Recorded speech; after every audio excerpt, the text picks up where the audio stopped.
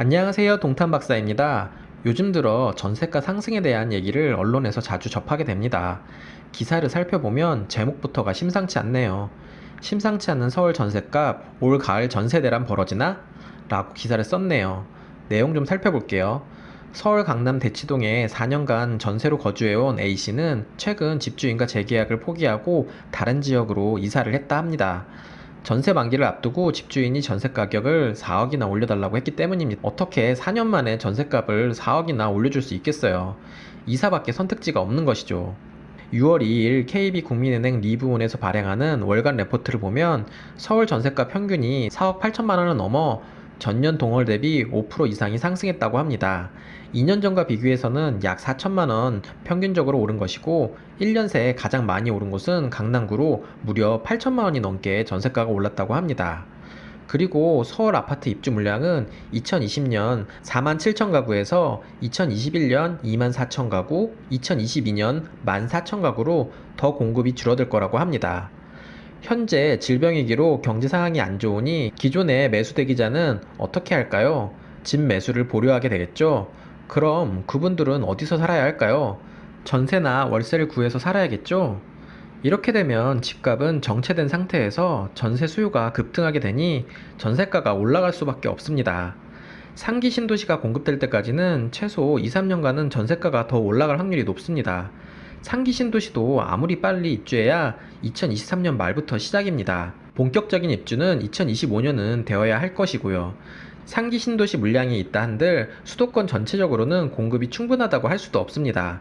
당장 서울만 봐도 앞으로 공급이 수요를 못 따라갈 것이 자명하고요. 과거에도 그랬지만 경제 위기가 되면 매수자들은 집을 안 사게 되고 건설사들은 분양을 미루거나 축소하게 됩니다. 즉 공급이 줄어들게 되는 것이죠. 이렇게 되면 공급 자체가 늘지 않으니 전세 입장에서만 봐도 전세 들어갈 집이 줄어든다는 얘기입니다. 그런데 집은 늘지 않고 전세 살려는 사람들이 많아지잖아요. 당연히 수요와 공급 불균형이 나타나게 됩니다. 자본주의의 수요와 공급 법칙에 의해 당연히 전셋값은 공급이 다시 원활할 때까지 계속 올라가겠죠. 더구나 요즘 대한민국 사상 유례없는 초저금리 시대입니다. 이러니 집주인 입장에서는 예금을 해도 이율이 낮아 전세를 반전세 또는 월세로 전환하는 사람이 많아지게 됩니다. 이렇게 되면 전세 물량이 더 줄겠죠. 또한 요즘 부동산 규제 정책이 너무 많아서 규제 지역은 실거주 2년을 해야 양도세 혜택이 주어집니다. 과거에는 전세 한번 돌리고 팔려고 했던 물건마저 실거주 입주를 하겠죠. 이렇게 되면 전세 물량은 더 줄어들게 됩니다. 다주택에 대한 고강도 규제로 임대 물량도 점점 감소하게 될 것입니다. 또한 2020년 5월에 발표한 규제를 보면 이제 수도권 민간 분양 아파트까지도 거주 의무 기간을 최대 5년까지 올리려고 하고 있어요. 갈수록 임대 주려는 사람이 줄겠죠. 신도시의 경우를 살펴보면 일시적으로 많은 물량이 공급되고 특히 전세 가격이 낮습니다. 그러나 분양이 어느 정도 끝나고 인프라가 갖춰지게 되면 전세 한 바퀴, 두 바퀴 돌 때마다 점점 구도심의 전세가율만큼 결국 올라가게 되어 있습니다. 제가 사는 동탄만 해도 수도권 최대 신도시잖아요. 동탄 이 신도시 공급 물량 어마어마했습니다. 불과 2년 전에 33평 전세가가 1억대인 것도 있었어요. 지금은 어떠한가요? 전세 한 바퀴 돌 때마다 빠르게 제자리를 찾아가고 있습니다. 수도권은 앞으로 최소 3년에서 4년은 입주 물량이 계속 줄어들 겁니다. 그리고 지난 7년을 한번 살펴보세요.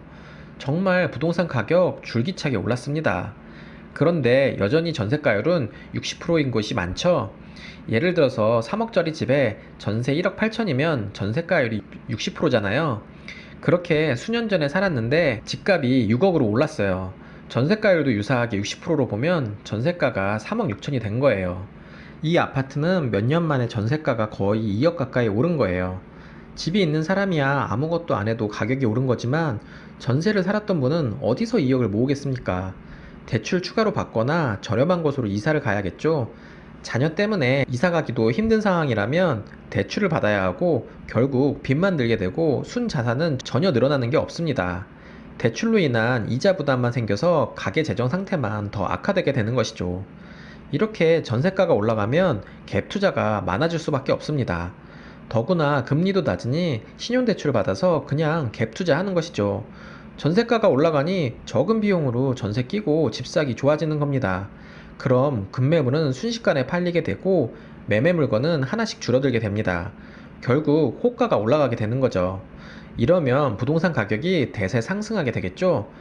제가 부동산 시장 전망에 대해서 얼마 전에 영상 올려놓았는데 시간 되시면 한번 참고하시면 좋을 것 같습니다. 영상 마지막에 링크 걸어두겠습니다. 결론적으로 전세가가 올라가면 세입자 입장에서는 가계 재정 상태만 안 좋아지고 순자산은 늘어난 게 하나도 없습니다. 더구나 타이밍 놓쳐 집값마저 본격적으로 상승하게 되면 늘 후회하게 되죠. 그때 살 걸 그랬어 하고요. 부동산 가격 폭락을 주장하는 몇몇 전문가가 있는데 5억짜리가 10억이 되고 나서 8억이나 9억으로 떨어지면 거봐 내가 떨어진다고 그랬지? 이럴 사람들입니다. 결국 전세가 상승은 집가 상승으로 이어질 수밖에 없습니다. 더구나 무주택이신 분들은 1주택이 진리입니다. 오늘은 전세가 상승하면 벌어지는 일들에 대해서 살펴보았고요. 이러한 부동산 시장 흐름을 살피어서 내 집 마련하도록 하시기 바랍니다. 다음에 또 다른 주제로 찾아뵙겠습니다. 끝까지 시청해주셔서 감사드립니다. 이상 동탄박사였습니다.